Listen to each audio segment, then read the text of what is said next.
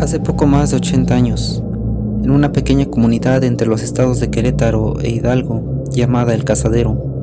tendría lugar uno de los peores accidentes ocurridos en la historia ferroviaria de México y también uno de los menos conocidos. Sucedería el 1 de febrero del año 1945, cuando un tren de pasajeros proveniente de Ciudad de México, con un estimado de 1,100 peregrinos, cuyo destino era el santuario de la Virgen de San Juan de los Lagos en el estado de Jalisco, arribaría a la pequeña estación de dicha comunidad. Se cree que debido a la densa niebla, así como a la falta de señalizaciones, por error el tren de pasajeros terminaría accediendo al descanso de vía número 5. De este error se percataría el maquinista al no encontrar una salida, por lo que decidiría echar de reversa a fin de tomar la vía principal. Sin embargo, esto lo hizo sin avisar al personal de la estación y sin abanderarse como es debido. Hasta el día de hoy se desconocen las razones por las que de un momento a otro el tren de pasajeros se detuvo,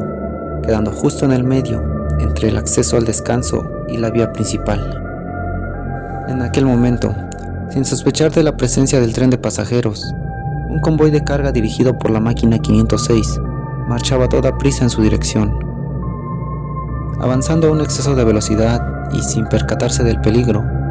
este terminaría impactando a toda marcha contra los vagones repletos de peregrinos. El impacto sería tal que la máquina 506 junto con 4 de sus vagones se alzarían y caerían sobre los desprevenidos pasajeros, abatiendo al mismo tiempo todas las líneas telegráficas y telefónicas del lugar y causando un terrible incendio, el cual se vería avivado por el azúcar y el azufre que éste transportaba. Alertados por el estruendo del choque y por las enormes llamaradas que se alzaban en el lugar, algunos pobladores comenzarían a acercarse para tratar de ayudar, y junto a algunos pasajeros sobrevivientes, comenzarían a atender a los heridos y a tratar de rescatar a algunas de las personas que aún se encontraban atrapadas. Aquí surge un hecho muy pocas veces mencionado, y es que muchos de los vagones de pasajeros eran en realidad solo vagones de carga, que recientemente habían sido acondicionados para transportar personas, pero que solo contaban con cerradura externa, por lo que dejarían a decenas de personas atrapadas en su interior, entre las llamas y los escombros, sin posibilidad alguna de salir o de ser rescatados a tiempo. Una de las escenas más impactantes que se producirían en aquel lugar y quedaría en la memoria de los testigos sería la de una mujer cuya pierna había quedado atorada entre los escombros. Sin poder hacer nada por liberarla, ella con desesperación comenzaría a gritar que alguien por favor le cortara la pierna, que no la dejaran quemarse. Sin embargo, nadie en el lugar se atrevería a hacerlo, por lo que las llamas finalmente la alcanzarían, mientras ella aún se encontraba con vida. En el lugar se combinaba el sonido de los horribles gritos de las personas que, atrapadas en los vagones en llamas, aún pedían por ayuda, con el llanto de los heridos y las oraciones que varias personas hacían a aquellos que ya habían fallecido o que se encontraban en agonía. Uno de los testigos mencionaría más tarde: "Nunca podré olvidar aquellos gritos que provenían de entre las llamas. Nosotros solo podíamos ver los vagones prendidos y las llamaradas a su alrededor, pero podíamos escuchar claramente los gritos de aquellas personas suplicando por ayuda mientras se quemaban, y no podíamos hacer nada más que pedir a Dios por sus almas".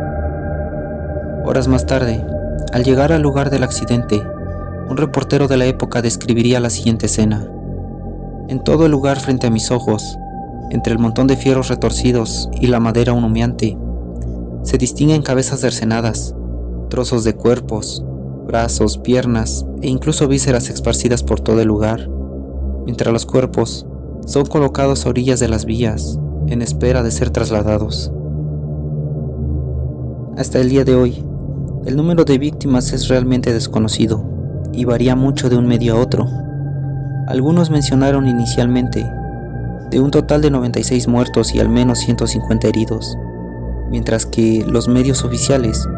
concluirían que el número real sería de al menos 200 fallecidos y no menos de 300 heridos. En aquel momento, Todos los hospitales de la región, así como sus morgues, serían totalmente insuficientes para atender el gran número de heridos y resguardar todos los cadáveres que no pararían de llegar durante todo el día. Según cuentan las memorias de la Cruz Roja, una ambulancia junto a un equipo de 17 rescatistas estuvieron trabajando en el sitio del accidente desde las 2 de la tarde hasta las 9 de la noche, hora en que se dieron por finalizadas las labores de rescate y de traslado de heridos, dando pie a la remoción de escombros y reparación de las vías. Lo que a continuación ocurriría daría pie a una leyenda que aún se cuenta en el lugar y se originaría en el testimonio de aquellos pobladores y trabajadores del ferrocarril que trabajarían en la remoción de escombros. Según la leyenda local, una vez comenzaron a mover los restos del accidente, mientras algunos buscaban monedas u otros objetos de valor que hubiesen sobrevivido al incendio. Comenzaron a encontrar diversos restos humanos, y conforme retiraban los escombros, más y más partes de cuerpos salían a la superficie. Debido al tamaño de la emergencia, y sobre todo a la falta de recursos en la región,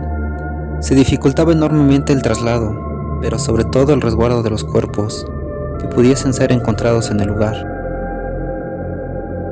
por lo que se les ordenaría comenzar a cavar fosas en aquellas llanuras y campos de cultivo que se extendían a orillas de las vías. Allí sin más, serían colocados los cuerpos conforme fuesen encontrados, serían enterrados y se les colocarían cactus encima para evitar que perros u otros animales los pudieran desenterrar. Esto daría origen a que tanto pobladores como visitantes de aquella localidad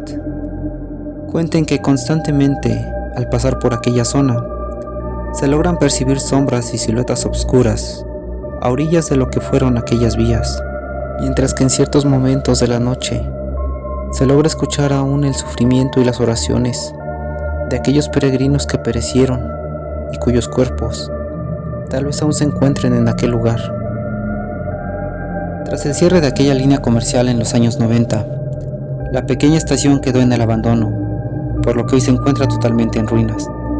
con solo un par de vagones que aún se encuentran en pie y sirven como recordatorio de aquella tragedia.